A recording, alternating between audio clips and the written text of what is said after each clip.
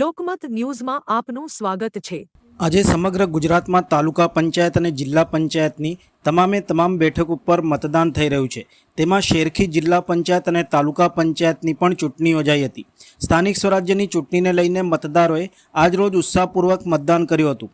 શેરખી જિલ્લા પંચાયત બેઠકથી કોંગ્રેસના ઉમેદવાર દિલહરબેન જયેન્દ્રસિંહ પરમાર ચૂંટણી લડી રહ્યા છે। તેમના પતિ જયેન્દ્રસિંહ સંપતસિંહ પરમાર દ્વારા જણાવ્યું હતું કે સમિયાલા અને લક્ષ્મીપુરાની અંદર રાઉન્ડમાં આવ્યો છું। દરેક જગ્યાએ પબ્લિક બીજેપીથી ત્રાસી કોંગ્રેસ તરફ વળી રહી છે એવું ચોક્કસ દેખાઈ રહ્યું છે। મતદારોએ નક્કી કર્યું છે કે આ વખતે પરિવર્તન લાવવું છે અને પરિવર્તન આવશે અને કોંગ્રેસની સરકાર બનશે તેમ જયેન્દ્રસિંહ સંપતસિંહ પરમારે વિશ્વાસ વ્યક્ત કર્યો હતો।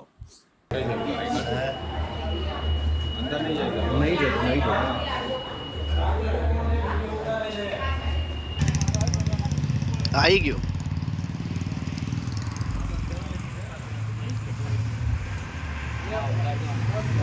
આજે સમગ્ર ગુજરાતની અંદર તાલુકા પંચાયત ને જિલ્લા પંચાયતની તમામ બેઠકો ઉપર મતદાન થઈ રહ્યું છે ચૂંટણીની।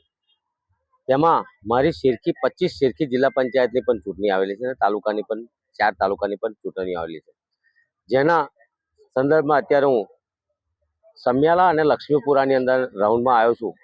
તમામ ગામોની અંદર હું રાઉન્ડ મારીને આવ્યો છું તો જોયું છે મેં કે દરેક રાઉન્ડ ઉપર આ પબ્લિક ભાજપ સરકારથી ત્રાસીને કોંગ્રેસ તરફ વળી રહી છે એવું ચોખ્ખે ચોખ્ખું દેખાઈ રહ્યું છે। કોઈ પણ જગ્યાએ કોઈ પણ જાતની ધમાલ કે કંઈ છે નહીં ને તમામના મોં ઉપર એક ખુશીનો માહોલ રહ્યો છે અને એવું મનોમન આ મતદારોએ નક્કી કરેલું છે કે આ વખતે પરિવર્તન લાવવું છે, જે મતદારોના મોં ઉપર ચોખ્ખું દેખાઈ રહ્યું છે અને પરિવર્તન આવશે અને કોંગ્રેસની સરકાર બનશે એવી મને પૂરેપૂરી ખાતરી છે। જયેન્દ્રસિંહ સંપતસિંહ પરમાર 25 શેરખી જિલ્લા પંચાયત ઉપર સ્ત્રી બેઠક છે, જેની અંદર મારા પત્ની દિલહરબેન જયેન્દ્રસિંહ પરમાર એ દાવેદારી કરેલી છે।